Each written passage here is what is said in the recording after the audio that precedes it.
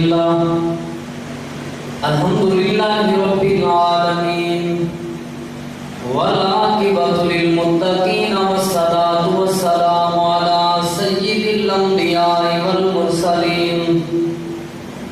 أما بعد فأعوذ بالله من الشيطان الرجيم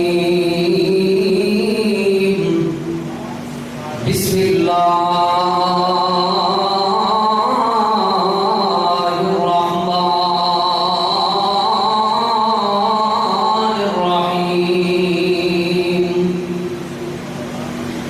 لقد كان لكم في رسول الله أسوة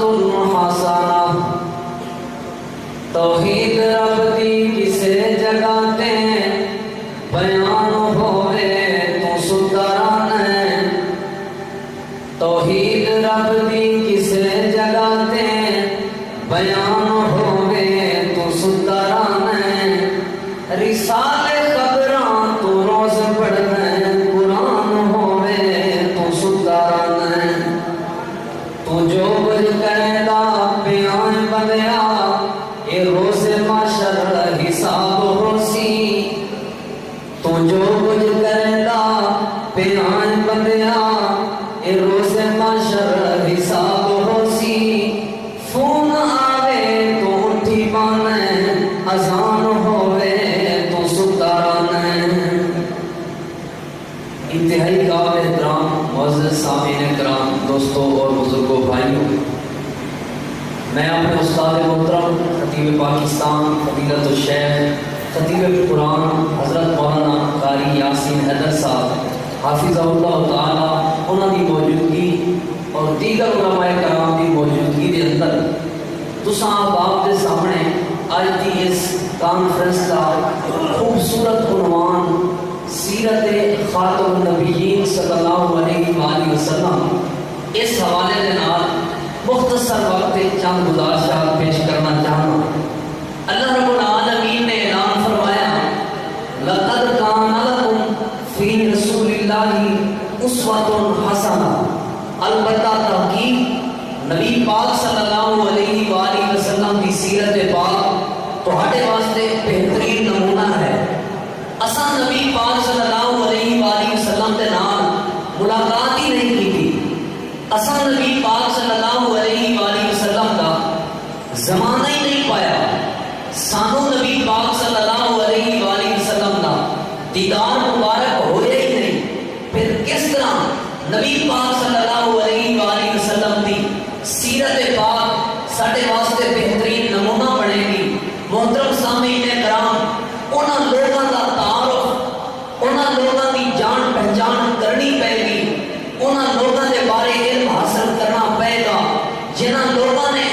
نبی پاک صلی اللہ علیہ وآلہ وسلم دا زمانہ پایا جنہاں لوگاں نے نبی پاک صلی اللہ علیہ وآلہ وسلم دا دیدار مبارک فرمایا جنہاں لوگاں نے نبی پاک صلی اللہ علیہ وآلہ وسلم دی سیرت پاک دے قدم قدم نو محفوظ فرمایا جنہاں لوگاں نے آپ صلی اللہ علیہ وآلہ وسلم دی ختم نبوت کے معاملے دے اندر نبی پاک صلی اللہ علیہ وآلہ وسلم دا ساتھ دیتا آپ کی ختم نبوت کی خاطر قربانیاں پیش کیتیاں اور کون لوگ سن اور لوگ صحابہ کرام سن صحابہ کی تو کہنے نے صحابہ کون سن مختصر کے وقت میں صحابہ کرام دا تعارف پیش کرنا چاہتا ہوں روایت مسند احمد کی جو پیش کر کے اللہ تعالیٰ نے محبوب پیغمبر امام الانبیاء امام الہدا جناب محمد رسول اللہ صلی اللہ علیہ وآلہ وسلم